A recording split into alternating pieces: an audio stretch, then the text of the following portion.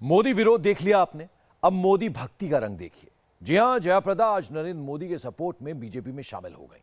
जयाप्रदा को रामपुर की लड़ाई में आजम खान का प्रतिद्वंद्वी माना जा रहा है।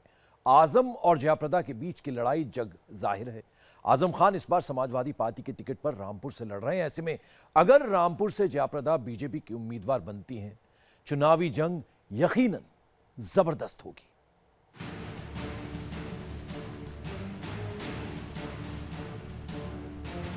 रामपुर का चाकू देखा, रामपुर के नवाब देखे, रामपुर की शोले देखी, रामपुर की सियासी लड़ाई देखी।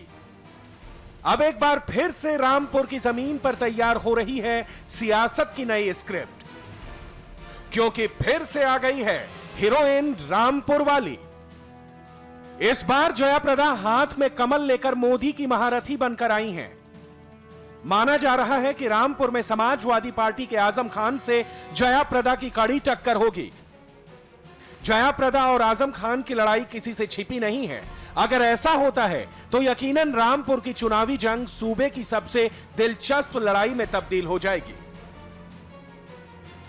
आज कैमरों के सामने बीजेपी के वरिष्ठ नेताओं के साथ जयाप्रदा ने जब भगवा पार्टी से अपना रिश्ता जोड़ा तो जुबान पर सिर्फ एक ही नाम था, नरेंद्र मोदी। आज पहली बार नेशनल पार्टी में मुझे वो नेता जो बहादुर नेता,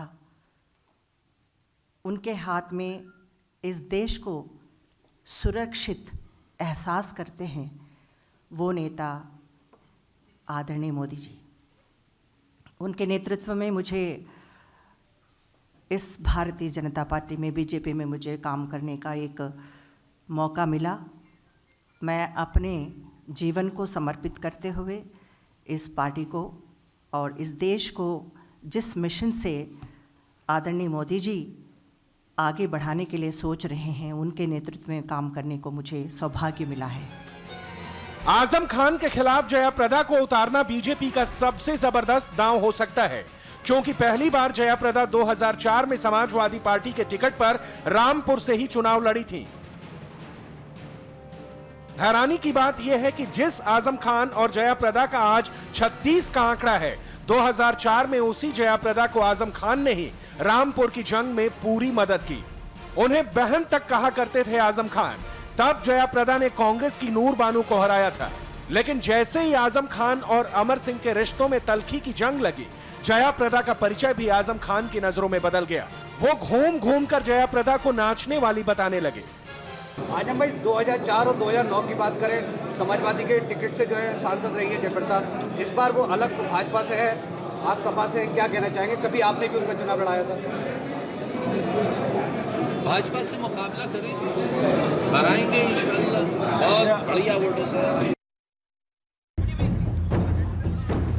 आजम खान और जयाप्रदा के बीच की लड़ाई इस हद तक पहुंच गई कि 2009 में जयाप्रदा रामपुर से एसपी के टिकट पर दोबारा खड़ी हुई तो यहां तक आरोप लगा दिया कि आजम खान उनकी न्यूड पिक्चर की सीडी बंटवा रहे हैं। जयाप्रदा इसे लेकर प्रचार के दौरान मंच से कई बार रोई भी।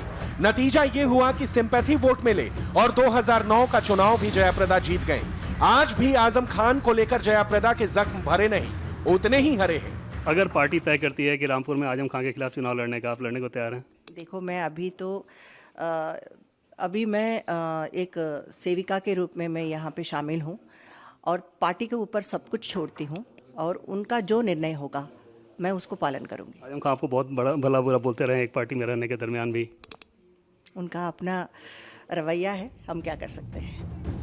जयाप्रदा ने 2004 और 2009 दोनों ही बार कांग्रेस की बेगम नूर बानो को हराया था, लेकिन इस बार लड़ाई की सूरत अलग हो सकती है। जयाप्रदा की पहली सियासी एंट्री 1994 में हुई, जब फिल्म अभिनेता से नेता बने आंध्र प्रदेश के पूर्व मुख्यमंत्री एनटी रामाराव उन्हें तेलुगु देशम पार्टी में ले आए थे।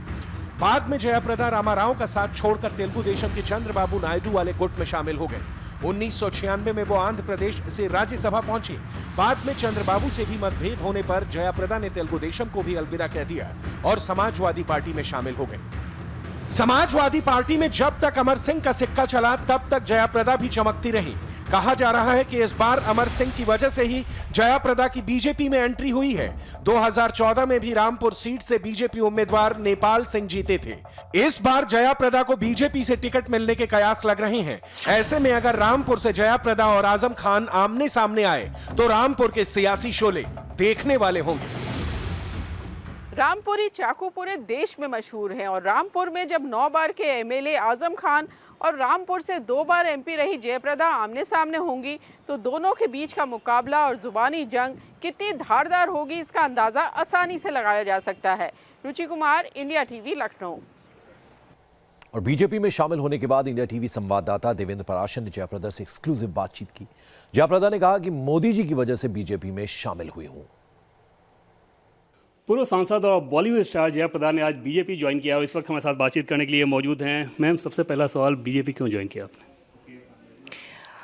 देखिए, मैं एक बार राज्यसभा में थी और 2 बार मैं लोकसभा चुनकर सांसद बनकर मैं लोगों की आवाज़ को बुलंद करने के लिए आई थी। कुछ चंद वर्षों से मैं सक्रिय पॉलिटिक्स में नहीं थी, लेकिन इतने सालों से मैं जब मैं देख रही हूँ कि मोदी जी आने के बाद लोगों का ये विचार है कि देश को अगर सुरक्षित रखना हो तो मोदी जी के हाथ में रहना है। और मोदी जी, उन्होंने जो गरीबों के लिए काम किए हैं, किसानों के लिए काम किए हैं, तो ये देखने के बाद मुझे बहुत अच्छा लगा, मुझे एक प्रेरणा मिली। तो इसी की वजह से मैंने सोचा था, क्योंकि पहले मैं रीजनल पार्टी में मैं काम करती थी, आपको मालूम है, टीडीपी में थी, फिर उसके बाद सापा में थी, लेकिन पहली बार मैं नेशनल पार्टी में बीजेपी में आना, ये मेरे लिए एक मेरे जीवन का एक अहम पल होगा, क्योंकि इसके बाद मैं कहीं नहीं जाना चाहती हूँ।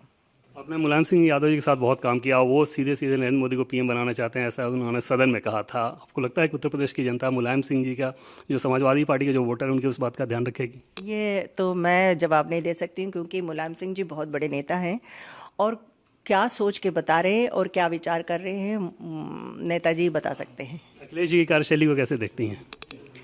देखिए, अखिलेश जी का मैं ये बताना चाहती हूँ कि अखिलेश जी के लिए वो सिर्फ सत्ता चाहिए अखिलेश के लिए। और अखिलेश जी कभी अपने पार्टी के बारे में या कभी अपने रिश्तों के बारे में कभी सोचा ही नहीं है, उनके पास टाइम नहीं है। आखिर में एक सवाल, अगर पार्टी तय करती है कि रामपुर में आजम खान के खिलाफ चुनाव लड़ने का, आप लड़ने को तैयार हैं? देखो, मैं अभी मैं एक सेविका के रूप में मैं यहाँ पे शामिल हूँ और पार्टी के ऊपर सब कुछ छोड़ती हूँ और उनका जो निर्णय होगा मैं उसको पालन करूँगी। आजम खान आपको बहुत बड़ा भला बुरा बोलते रहे एक पार्टी में रहने के दरमियान भी। उनका अपना रवैया है, हम क्या कर सकते हैं।